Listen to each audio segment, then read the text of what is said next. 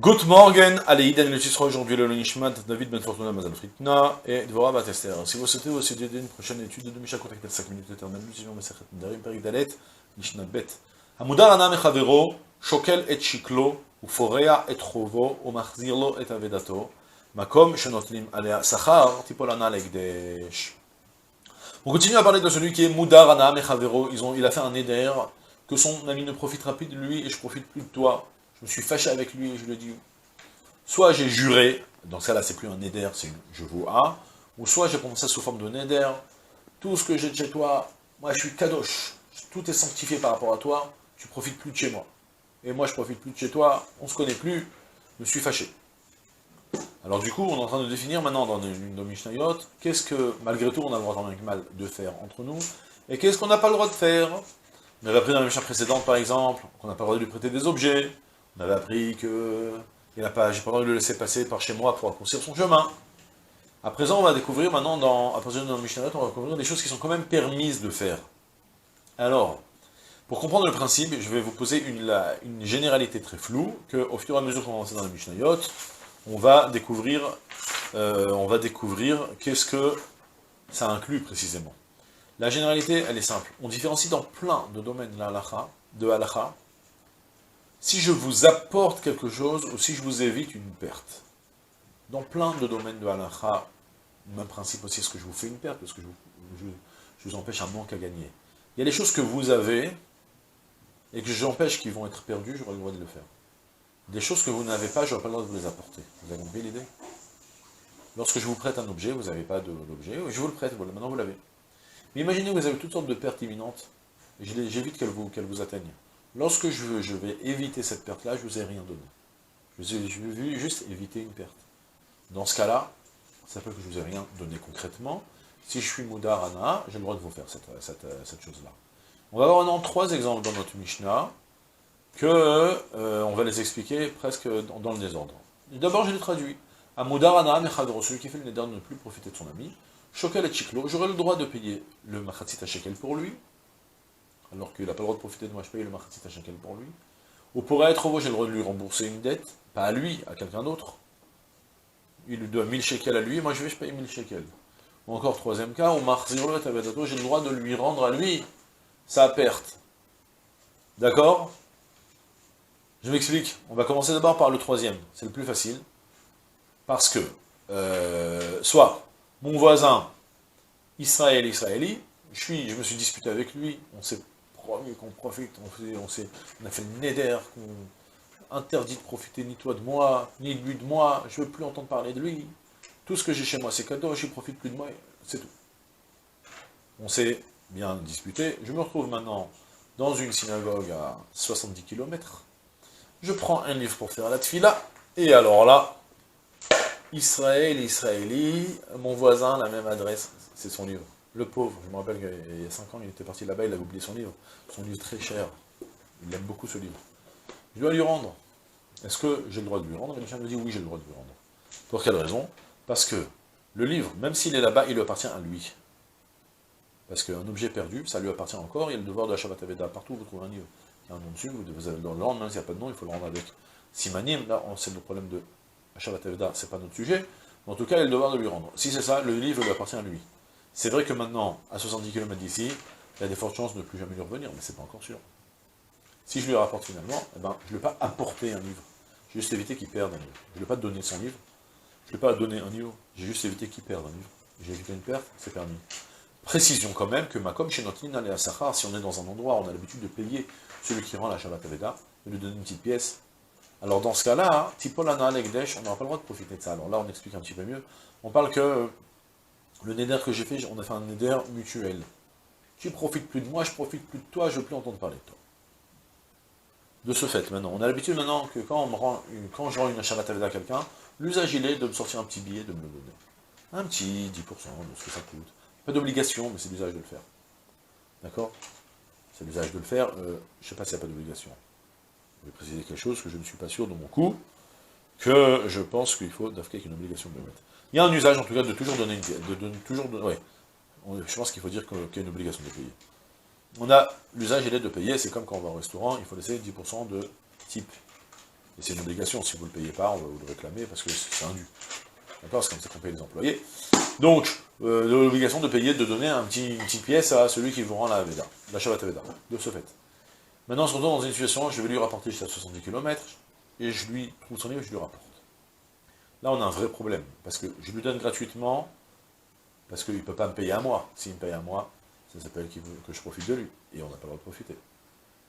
S'il ne me paye pas, donc s'il ne me paye pas, eh ben, je lui ai apporté le livre, il a gagné de moi 10 shekels. S'il me paye, moi j'ai gagné 10 shekels. Qu'est-ce qu'on fait? La Mishnah, elle a une solution simple. Tu prends 10 shekels et tu les donnes au Ekdesh. Vous vous rappelez qu'on avait déjà évoqué que le principe du Neder, c'est de... Le principe profond du Neder, c'est d'exprimer que maintenant l'objet, mes objets, ils sont par rapport à toi, ils sont comme s'ils étaient kadosh, au Beth Amikdash. De ce fait, lorsque maintenant tu es obligé de profiter d'eux, tu donnes la contrepartie, la contre-valeur au Beth Amikdash. D'accord? Ça, c'est pour expliquer, c'est le Marzir Avedato, c'est le cas le plus simple pour expliquer que, que je ne lui apporte rien de positif, je lui évite juste une perte. Ça, c'est permis. Maintenant, je reviens sur le premier cas. D'accord?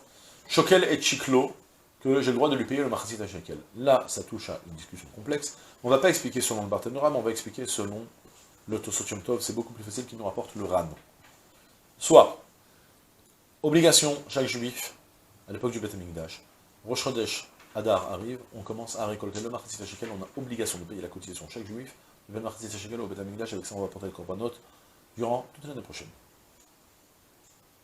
Si vous ne payez pas, on vous réclame, c'est comme les ascédiques, on va pas passer à côté, on vous réclame, vous serez obligé de payer. C'est vrai. Mais si toutefois, il y a une situation particulière, et donc dans ce cas-là, si je paye à votre place le Machatzit à Shekel, j'ai pas le droit, vous êtes en train de profiter de moi. Ouais, mon voisin avec qui il avait chef Neder, je paye le Machatzit à Shekel à sa place, alors qu'il a l'obligation de payer, que c'est impossible de fuir ce devoir, ça s'appelle que je lui donnais le Machatzit à Shekel dans la poche, interdit de le faire. Mais quoi? Il y a un cas particulier.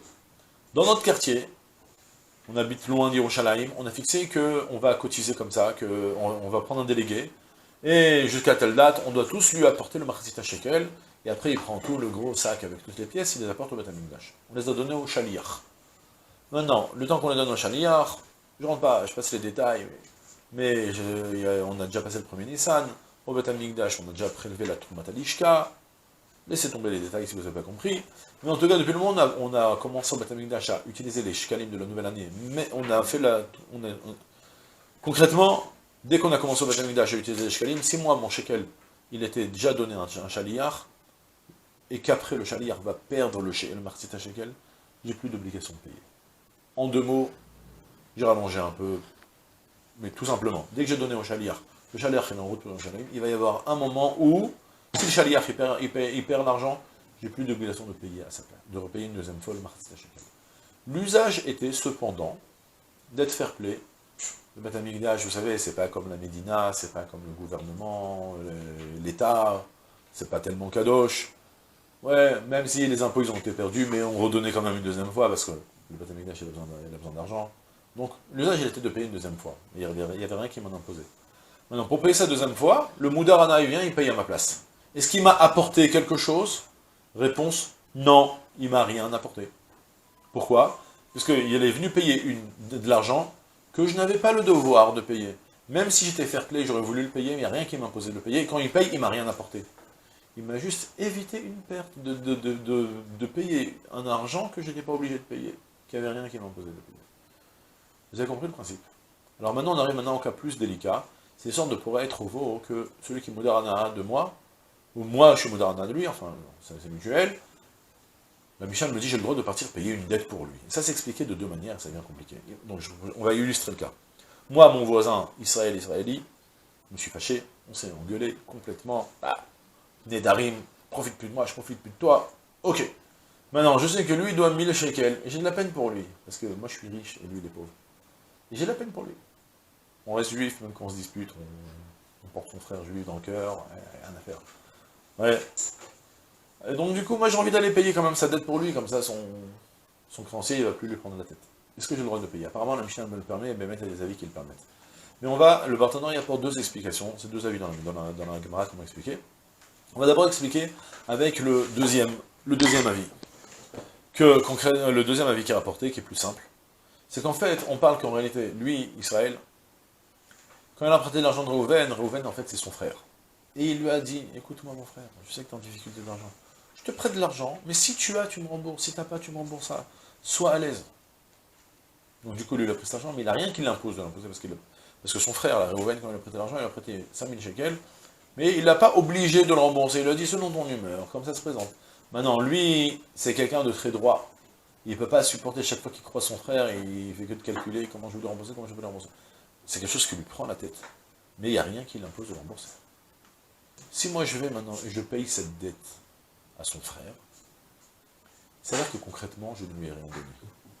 Je l'ai soulagé sans lui apporter du positif. Je lui ai juste supprimé une tare qui lui pesait sur la tête. Rien de plus. Donc en fait, selon ce principe, j'ai le droit de lui payer sa dette. Ça, c'est le deuxième avis qui rapporte le partenaire. Il y a un autre avis qui explique que concrètement, j'ai même le droit d'aller payer sa dette. Et alors là, ça devient compliqué à expliquer, parce qu'il faut comprendre une chose, une halakha, dans le prochain Mishpat, c'est une Koufrafret, je crois, que, à Pouré Achovoshel Chavero, si vous devez de l'argent à Reuven, et moi je paye cette dette, je ne peux pas vous réclamer cet argent. Quelque chose d'une halakha phénoménale, on a beau l'étudier, on l'a étudié pendant très longtemps en collège, pour comprendre, c'est dur à expliquer. Ça vous prouve combien que c'est compliqué. D'accord, que concrètement, il faut bien comprendre une chose.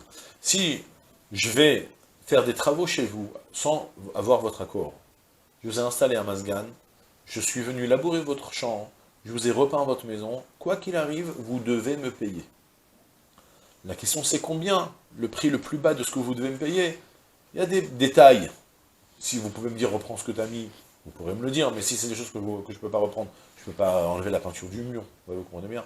Donc du coup, par exemple, dans un cas pareil, ouais, vous êtes obligé de me payer le fait que je vous ai repeint, pas le prix d'un bon peintre, mais les 2 tiers de son prix, ou peu importe, il y a des prix, comment calculer, mais vous êtes obligé de me payer. Par contre, si je vais payer une dette à vous, vous n'avez aucune obligation de me rembourser. Pour quelle raison? C'est expliqué de c'est expliqué de plusieurs manières, il y en a qui discutent sur ça. Il y a un avis, on va retenir un avis de Tosot, en fait, que lorsque moi je vous dois de l'argent, concrètement, vous n'avez rien, vous n'avez pas un kinyan chez moi. C'est moi qui vous donne l'argent, j'ai une tare qui me pèse sur la tête, c'est mon devoir, plus que moral, mon devoir d'homme, de rembourser ma dette. Mais quelqu'un qui va venir me supprimer ce cassement de tête, il m'a juste supprimé un tracas. Il ne m'a rien apporté concrètement. C'est délicat à comprendre, c'est expliqué ensuite de plusieurs manières dans les Rishonim, mais pour illustrer ça, il y en a qui expriment par exemple le fait que, concrètement, je donne de l'argent à quelqu'un, si je vais, je lui pleure. Je dis, j'arrive pas à m'en sortir. Peut-être qu'il va me faire cadeau d'argent. Quand il me fait cadeau d'argent, il me donne rien de positif, juste il me supprime une tare. D'accord? Acceptez ou n'acceptez pas, là n'est pas le problème. Mais c'est l'idée, de manière générale, que chaque fois que je paye une dette, je ne vous apporte rien, je vous évite juste un tracas. Concrètement, c'est défini comme ça dans la halakha. Soit parce que vous pouviez partir lui pleurer pour qu'il vous efface la dette, soit parce que, quand vous me devez de l'argent, c'est pas que j'ai 1000 shekels chez vous. J'ai pas 1000 shekels chez vous. Il y a vous qui me devez 1000 shekels, vous avez un devoir plus que religieux, un devoir juridique, je ne sais pas comment dire, mais en tout cas, concrètement, j'ai pas un kinyan chez vous. Donc celui qui vient payer cette dette, juste il vous a supprimé un tracas, au même titre que, je ne sais pas si je vous ai dit l'exemple imaginez 10 employés, on a décidé de faire un cadeau à notre patron, on a dit qu'on se cotise chacun 100 shekels, comme ça on va, pour 1000 shekels, pour ses 70 ans, on va lui faire un très beau cadeau. Imaginez que c'est ce qu'on a fait. Si on a fait ça, quelqu'un qui vient qui paye à ma place, il n'y avait rien qui m'obligeait de payer ces 100 shekels. Même si j'avais un devoir moral, même si ça se faisait pas que je le fasse pas, j'allais pas planter les copains, on a dit qu'on se cotise tous, mais il n'y a rien qui m'oblige. C'est rien qui m'oblige, celui qui paye à ma place, il n'a rien apporté, il m'a juste évité d'une perte. D'accord? C'est le principe général, et c'est comme ça que ça s'explique. Et c'est tout pour aujourd'hui, je vous souhaite une journée pleine de tzlacha kol tuv, c'est là.